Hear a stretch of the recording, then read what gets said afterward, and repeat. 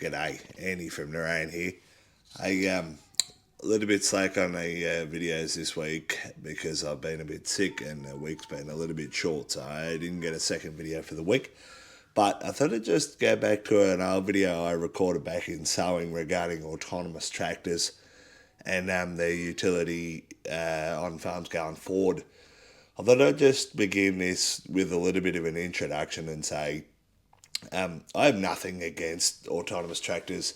I think there will be a time where they really do take over the farming space, but as you can see in the upcoming video, I was a little bit disparaging of what we're trying to achieve in terms of where I see autonomous tractors being and where they need to be to actually become useful on the farm. I thought before I go into that actual video, I thought I'd just touch on a few spots where I thought autonomous tractors would be quite useful across the farm, as it were.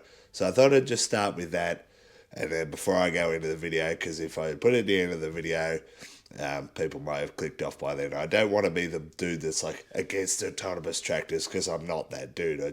I'd love to see demos on the farm. I'd love to see it in action, but until I see a few more improvements, I don't see much point in going nuts over them like everyone seems to be. There's two videos out from Larsa Farms, or one particular one, and they've got an autonomous tractor and a tillage machine. Go and watch that. I'll link it in the description below. Very, very interesting stuff. And you can see a few of the shortfalls of autonomous tractors as they are, so to speak, at the moment, which I thought it still did a pretty good job, all things considered. Was having a few issues with the dust, but I just want to go through a couple of the places around the farm I think that autonomy could become and should become a part of the system, and where we're headed towards with these autonomous tractors. I think there's a few places we could head towards first to make our lives a lot easier and a lot simpler. There's something that maybe not the big manufacturers like John Deere who are trying to pioneer this autonomous tractor sort of stuff. Maybe the littler companies could work on a few of these things to try and make them possible in the future. And I've got more than, I think, going to list about 4 or 5. I've got more than that. There's quite a fair few places where autonomy could be a good part of the farming system. So I'll go through those. I'll just start off with the one that I could use at the moment, and that's actually a chase bin that can just come to where you are. So when we're spreading, generally we run a urea spreader back to the chase bin. Chase bin fills up the spreader, and they go back out in the field. If I could have a chase bin that could start itself and actually come to me, or go to a set point on a map, that would be useful autonomy for a farmer. I think that would be useful autonomy at harvest time as well, because if you haven't got a chase bin driver but the header's out there still plugging away at it, having the ability to get the chase bin from where it is to where you are would be a great help. You know, it might only be 100 metres down the row or even halfway up the paddock or something. Very, very handy, even if the tractor was still running. But if it could start itself and actually come to you, that would be awesome. Now, I know there's a few chase bin manufacturers and that are working on actually getting chase bins that can give you a set amount. That's awesome technology. Can't wait to see that come through in the next 5 years. Just to be able to have a chase bin that goes, here's 29 tonne for your tractor, even if you're in it, it opens it gives you the 29 tonne and it closes off with the amount of time that it needs to actually get that 29 tonne out. That's handy. That's coming. I know our balser has the capability to do it with another sensor, but we haven't got that sensor on the balser at the moment. I see that there's a product, I just look at my phone here, called the Dura Auto Batch System that automatically measures and brings chemical into a batching system for chemical use. I reckon that could revolutionise the job, probably not that far away. You might not get your little chemicals in there, but if it could batch up your larger chemicals, your Roundups, your Gramoxones, anything in bulk, Treflan, that would be very handy. accuracy's probably going to be a little bit of a thing with those flow meters, but if you got them pretty accurate or know the calibration factor, you're probably okay with them. I think there's utility, particularly if you've already got a leg system, for an automatic garner system. I'm not sure if this is a thing already or not, but having something that could automatically fill a garner bin to a certain amount, say you want a truckload of 58 tonne or 38 tonne or whatever you want, you just dial in the number off your phone, even if you're still coming in the truck, and having that 58 tonne ready to go when you get there would be worth a lot of money. You could fill very quickly and get the job done very quickly. A little bit of effort, obviously any weight that's shifted up high like a garner bin's generally pretty expensive, but there's other ways to go about it as well. Another one that I could find useful probably is my wife's Kia Cuddle actually has a function on the key where you can just start the car and move it forward or back in a parking spot. That would be handy enough in most trucks, most tractors, almost anything. You can just get it to inch forward, inch back just a bit. With trucks, I could use something that you could just move forward as you were filling it. Not very hard to do, pretty simple, but yeah, a little bit more difficult with the air brake system over the hydraulic brakes in the car, I suppose. Even things like remote controllability of utes or side-by-side buggies, that sort of stuff probably wouldn't be that bad. Something to bring you tools, having the ability to have the ute come to me across the paddock to help fix a breakdown or something, very, very handy. And not overly hard to achieve with a certain amount of cameras and whatnot. But I'm not the only one who's probably got great ideas for autonomy coming into agriculture. If you've got ideas, chuck them in the comments. Tag us in your own videos, anything, because the people who are coming up with all this autonomous style stuff need to know where we really could use it in the future. Like a lot of the, factory jobs and that have already gone well past this point where we're working towards, and we're just sort of trying to catch up. I think we could come up collectively as a group of farmers with a whole bunch of different ways to get autonomy onto the farm and useful, even if it's not with vehicles per se, even if it's with other stuff associated with the farm, like I mentioned. That sort of stuff's where I see the autonomous stuff heading first before we start heading into, all right, this is a job for a tractor. There's no human interaction anymore, because as I go into in the upcoming video, if you have to go down there once or 20 times or 30 times, or say it's any more than 5 times per day, I might as well have stayed there myself and just driven it. There's no point in having autonomous tractors if you have to nurse them. That's the problem I see with them. It's a problem having to go down the road. It's having a problem changing paddocks. Like, if you're going to go there for every single thing, autonomous tractors that's not the way we should be heading. Yes, I touch on autonomous sprayers because they're a bit of a thing here in Australia at the moment, but having to fill them all the time, that's pointless. Anyway, have a look at the rest of the video and see what you reckon. As I said, I'd love to see some demos. I'd love to see some of this stuff in action, and I hope to at the upcoming field days and whatnot that are coming up. But at this stage, not a massive fan of autonomous anything. Think we could work on the basics before we start working on the complex for sure. Anyway, have a watch. What's going on, everyone?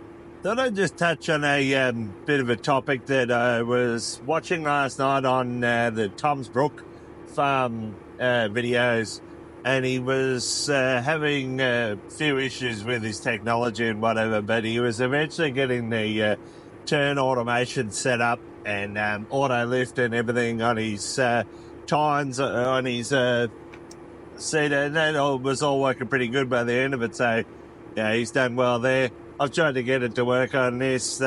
Just a little bit of a struggle to get the AccuTurn on these Steigers to make it round with this bar in 2 headlands, which is what we usually do. So I haven't got it running and I haven't got it set up I found it was a little bit janky in the triangles that we have. We have a lot of paddocks with triangles, so I just don't run it. But I could see a time where it would work, and if we went to 3 headlands, I think it would work fine. But anyway, he's done very well to get it set up. But he touched on another topic that I wanted to touch on myself, which is autonomous tractors and where they're going to go in the future, where I see it happening, what's happening in the next 10 years, because it's a bit of a hot button topic. Of course, John Deere's been talking about bringing out autonomous tractors across the fleet, I think, by 2030, which is, it all sounds like a good idea in theory, but I'm just not 100% sure whether that's ever really going to come to fruition, particularly on our farm, that's for sure. I think if you're farming quarter mile blocks or whatever they do in the States with no headlands and you're turning around and just doing straight turns and tillage passes and all the rest, then yeah, I think the autonomous tractor's got has got a utility for sure. But I am not 100% convinced this is not the way we need to go. In fact, I think we're miles away from being actually ready to fully let go of the tractor altogether and just go, this is the machine's job now. I don't have to be out here, because I tell you one thing, this seeder behind me here, I would have to get out to fix, check, look, fill probably 20 times a day, up to 30 times a day. If it's having issues, more than 30 times a day. If you're telling me I can go and sit in my ute and drive around and look at some other jobs out in the paddock or out on the farm, or even worse, a farm that's 30 k's away, which is our main block, if I'm at some of our blocks down at Rosedeath and Arundel, they're 30 kilometres away from my main block, and we travel to and from there all the time. If you think that I'm going to be able to drive away and leave this when it's going to have some sort of issue 20 to 30 times a day that I need to come and address, I might as well just sit here and be done with it. like I have tubes falling out, I can fix the tubes. They're probably, we're probably just dealing with an old system here on our tubes. I see the Boss tubes that are on the front of the seeder tend to be a lot better. They don't come disconnected, for starters.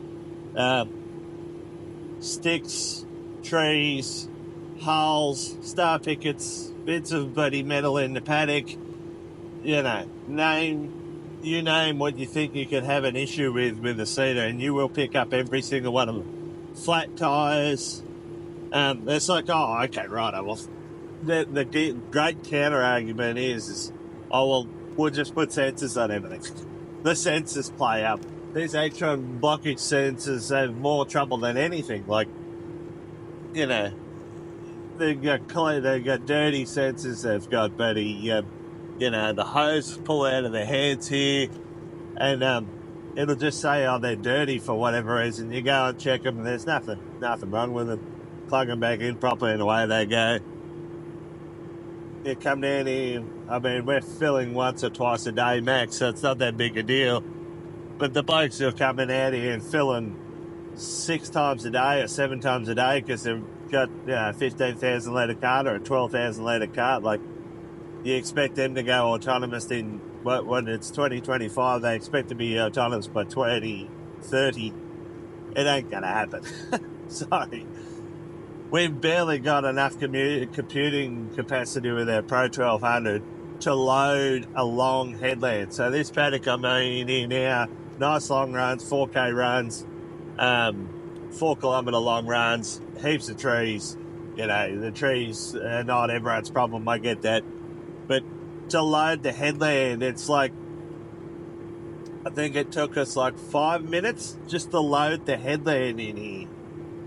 You're telling me we're going to trust that same system to be able to detect something on the ground, detect sticks, dodge trees, all this other stuff? It ain't happening. It's not even close until they make this thing, the Pro 1200 or your Gen 4 or Gen 5 screens in the Johnnies or whatever you're talking about. until they make them like, I think about 100 times more powerful than what they are, and with real-time satellite in the paddock, dodging all the washaways and dodging all the, what do they call them in the States, the wet areas, the marshy patches, until they can, accurately have mapping that goes, oh, look, this headlands or boundaries shifted a little bit, like, and actually be able to use satellite technology to do it, or even better, follow what I did from the previous year. It's like, if I can get it to seed in the exact same thing, the exact same pattern that I did, then yeah, we may have a place for autonomous tractors, but the level of data in that is so high and so complex that it's not going to happen for the next 10 years, let's put it that way. We were talking about autonomous tractors 10 years ago, and we have got one thing, I think, out of the necessary 100 things that really need to happen to actually make it so that we can have an autonomous tractor in the field, and that's the auto turn at the boundaries. And even then, it's not all it's cracked up to be. It can't detect that you're going to collide with. Well, it can detect when you're going to collide with the fence, but it doesn't know there's a tree on the fence. Doesn't know there's a tree at the tree on the headland that it has to dodge. Like, there's so many obstacles in the way for this autonomous seeding that I am genuinely flabbergasted that they're talking about now. They go, all right, seeding's out, right? Okay, no worries. Fair enough, there's just too much complexity there. We can fix a few of these things, don't get me wrong. Let's go to the next thing. Let's go to spraying, right? Autonomous spraying. Good idea in theory. I think it has some merit for the swarm bot style. Again, I want to know how it goes around trees. I haven't seen one in the flesh, so I can't really comment on these the new swarm bot system that's cruising around Australia at the moment. It may have some sort of utility. Not sure. I think the fact that it's smaller is going to work in better than having something larger. And, just let it go. But there's also talk of drones for spraying. If you've seen a drone for spraying in the last, couple of years, if you've had one on your farm, they can do something ridiculous. It's like 60 hectares a day. Like, unless you've got, 20 of them cruising around, you're not going to have meaningful coverage on the ground. Like, you're going to have, I think those drones are $70,000 each. If you've got 10 of them, there's $700,000. That's not far away from a sprayer. But then you got to sit there and fill them up and get them to come back to you. Generally fly the things. They don't just, they fly themselves, but not really. You're still going to have someone to launch it, to land it, to do all that stuff. Then you got to sit there and fill it. Changing batteries, all this stuff. Like, they're a long way away from where they need to be to replace a conventional sprayer. And the other thing I'll touch on that is the cost of them is way more than a plane. So why wouldn't I just get a plane in and be done with it? I don't get that. I don't really. They're not commercially viable at this stage. They're commercially viable for little jobs spraying blackberries or whatever up in the hills. Yeah, great idea. But for broad acre application, absolutely not. So they're spraying covered. I think spreading, if you have a spreading, like a 3-point linkage spreader on an Amazon, then you can come and spread out here. It's probably the best option. But he's still going to go and fill up.